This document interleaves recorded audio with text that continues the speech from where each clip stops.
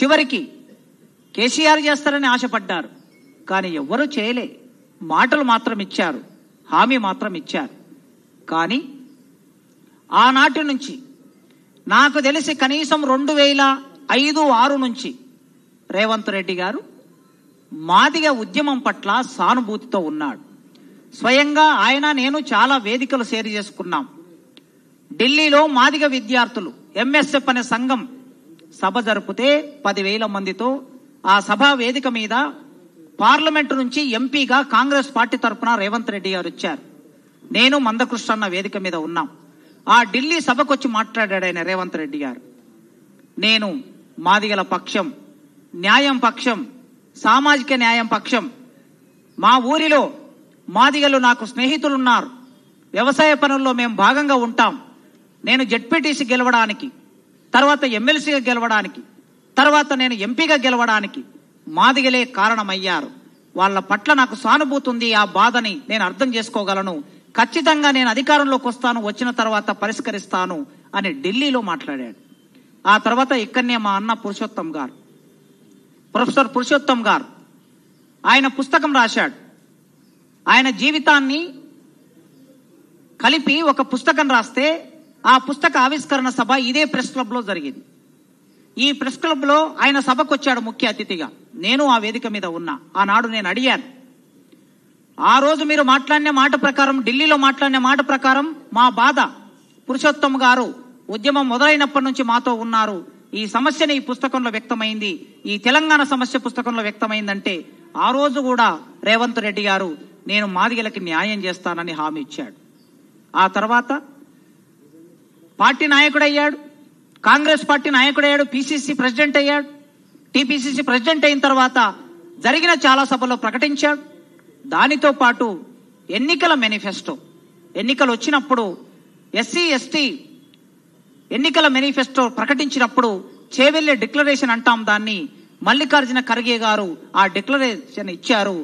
ఆనాడైన మొదటి పాయింట్ ఏముందంటే SC reservation వర్గీకరణ అనే ఉంది.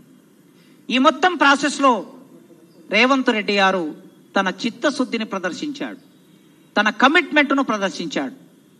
ముఖ్యమంత్రులు, ఇతర ముఖ్యమంత్రుల ఉదాహరణ ఎందుకు చెప్పానంటే ఆ ముఖ్యమంత్రులందరూ కూడా మాదిగల ఓట్లు వేయించుకోవడానికి ప్రయత్నం చేశాడు. కానీ ఈయన తన కమిట్మెంట్ ను మాదిగల పట్ల ప్రదర్శించినందుకు మాదిగ జాతి, మాదిగ కులము, ఈ కులము కృతజ్ఞత లేని కులం కాదు. చిన్న పని చేస్తే గుండెల్లో పెట్టుకునే కులం ఇది.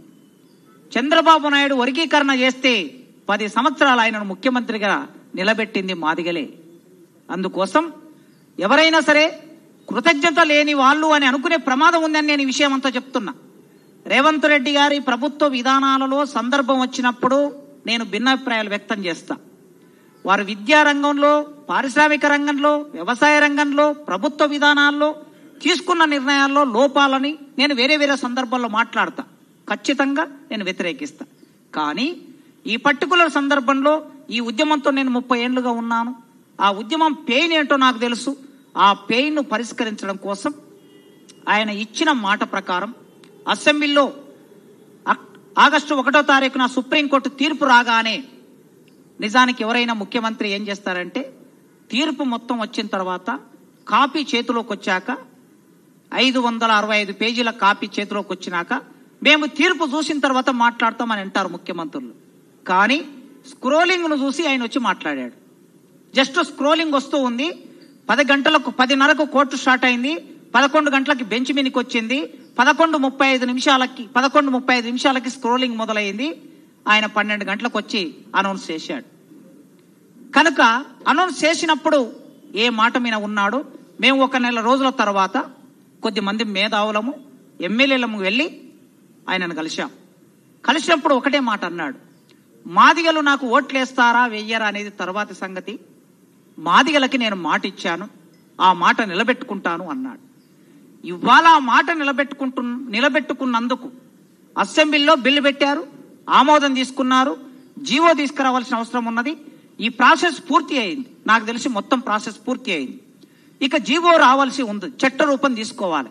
ఆ చట్ట రూపం తీసుకునే వరకు ఇచ్చిన మాట ప్రకారం నిలబడిన రేవంత్ రెడ్డికి వ్యక్తిగా నేను కృతజ్ఞతలు చెప్పడమే కాదు, ఇక్కడ కూర్చున్న మాదిగ మేధావుల ఇంటలెక్చువల్ ఫోరం తరపున మేము ఆయన కృతజ్ఞతలు చెప్పడం మా బాధ్యతగా భావిస్తున్నాం.